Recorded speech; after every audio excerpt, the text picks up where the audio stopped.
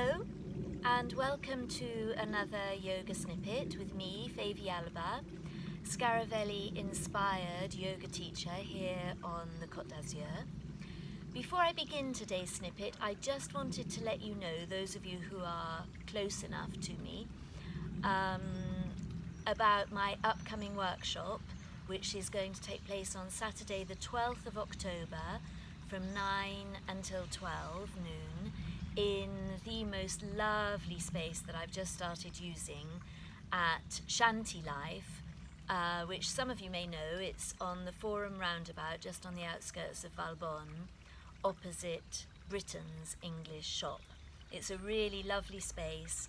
A lot of my students have already posted comments about how much they're enjoying the new space.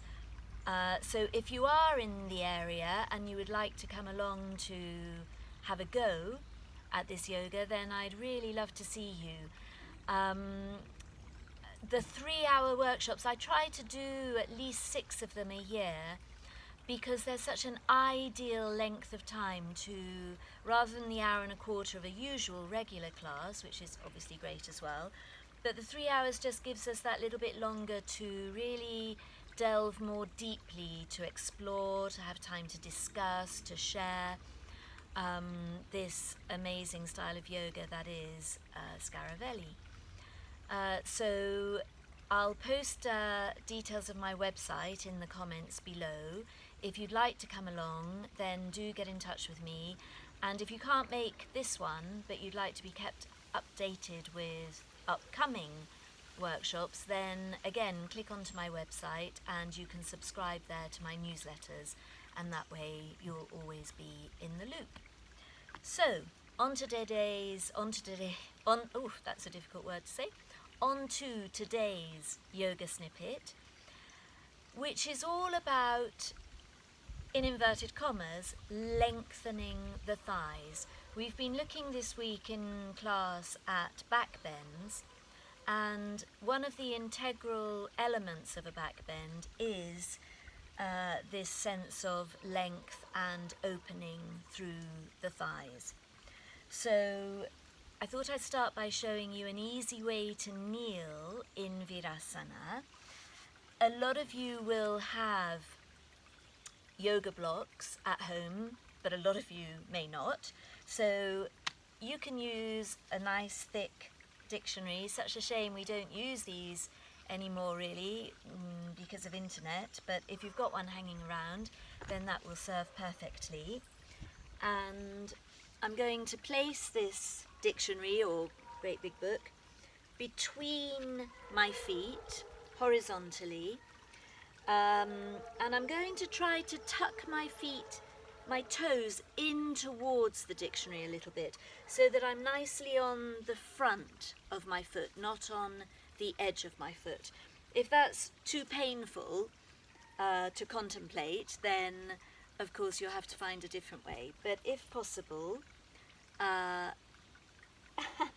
with the toes tucked inward. Usually the starring role in these videos goes to Lola, our little dog, but this is Muji, our brand new kitten. He's been with us for about 2 weeks now, so we shall see whether he allows me to teach as nicely as Lola does, or if he decides to come and explore. So, with the book between your feet, I'm just going to roll my calf muscles out of the way, creating space behind my knees so that I can snuggle back to sit on my book.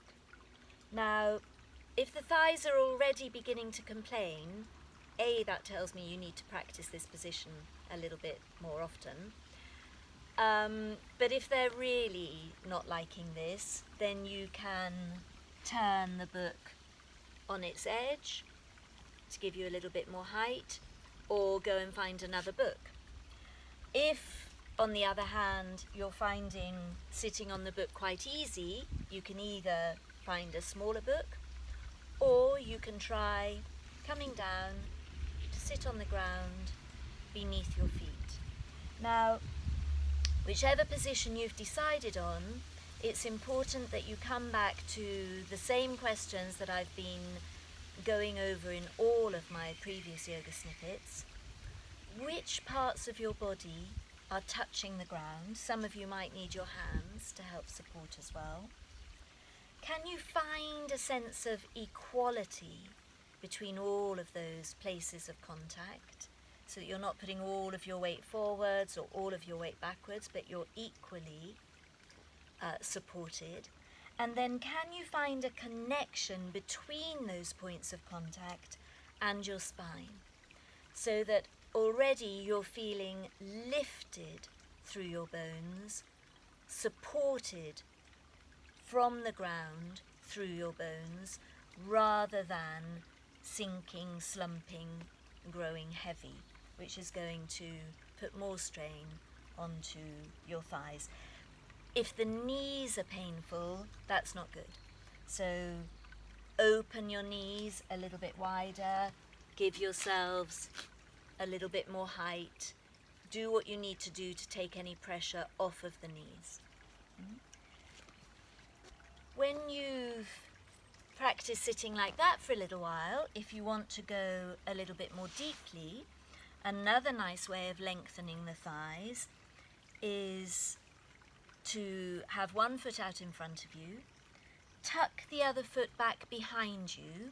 Again, if you can access that, just roll your calf out of the way to create space behind that knee, and then finding support through your two hands, your 2 feet, as we've seen in other snippets, in other little bits of postures that we've looked at. You pour those areas of support into the ground, and the body responds by lifting. Now what we're looking for here is a sense of, I really don't like using the word stretch, but a lengthening, an opening through the front of that thigh. And in order to find that, you don't have to go pushing yourselves as high as you can. All you need to do is play around with freeing up the lower back,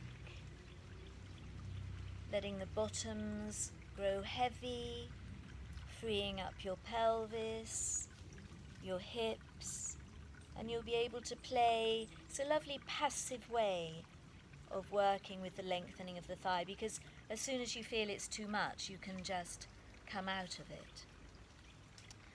For some of you, if the wrists are giving you trouble, then you might prefer to be on your little fists there. It's wherever you can go to begin to feel the work coming through that thigh. And then when you've done that for a little while, you can change sides. I'll turn sideways on now so that you can see me from a different angle.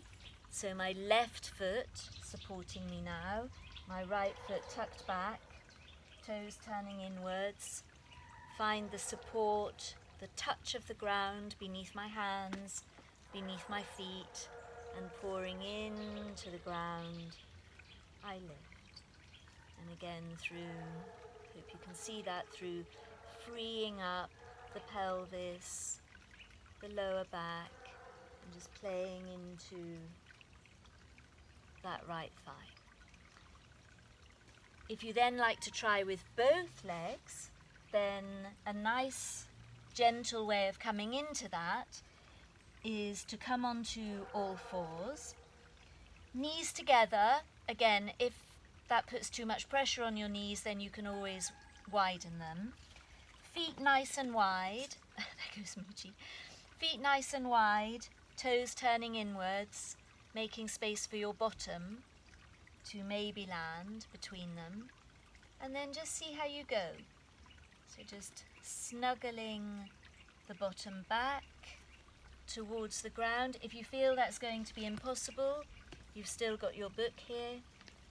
You can slip that underneath you. Come back to Virasana.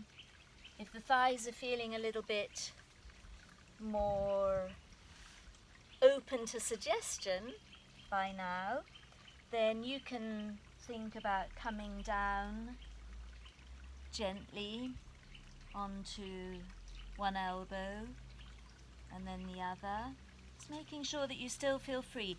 If at any stage here you begin to feel as though you're having to hang on to protect things, then come out of it. Do less. You need to feel at each step of the way that you can still connect with the spine, you can still feel free and feel space around your bones, around your joints. You can see how I'm just gently playing with my knees here. And then if that feels okay too, you can think about coming down onto the back of your skull. It's freeing up the arms. Remember our arms not travelling from the shoulders, but from that space behind the sternum, between the shoulder blades. So you can play there with just allowing the arms to explore the space around you, and just enjoy being here in Supta Virasana. And then wherever you've got to, whether you're still kneeling, whether you're still sitting on your book or books, then a lovely thing to do after this is just to spend some time, hello you, in downward facing dog. So just bringing your hands onto the ground in front of you. Be careful with your knees as you come up to kneel, tucking your toes under, finding the sense of touch, the ground beneath your hands, beneath your feet, and then as you pour those areas into the ground, just opening into downward facing dog, which your ankles will really enjoy after having been sitting in Virasana. So just have a nice time in Adho Mukha for a little while. This is a posture we've looked at previously, and I'm sure we will look at again because there is so much to say about it. And voila! So, as I say, a really important, especially if you're a runner or if you do a lot of impact sport, you know, your thighs will have shortened slightly. So just a nice thing to do to counter that, to lengthen the thighs. And you'll see in another snippet we'll continue with backbend, and you'll see how important that is. So get used to just sitting on your block, on your book, whilst you watch TV, whilst you play with the animals or with your children, whatever. Take time to think about lengthening these thighs. Voila. So again, another reminder for the workshop, do come and join me if you're free, Saturday the 12th of October, 9 a.m. to 12 noon. Please don't be frightened of the fact that it's 3 hours. It rushes by. And whether you're a practiced yogi, you just like to get perhaps a sense of a different way of working, moving into the postures, or whether you're an absolute beginner, absolutely fine. Whether you've worked with me, you come to class regularly, or we've never even met, then it would be great to see you there. So otherwise, I shall be here, same time next week, more or less.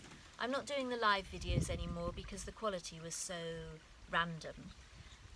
So I'll post this whenever I get a second to do that, and I will see you here next week. Until then, have a peaceful, joyful week. That's certainly what I wish you. Shanti.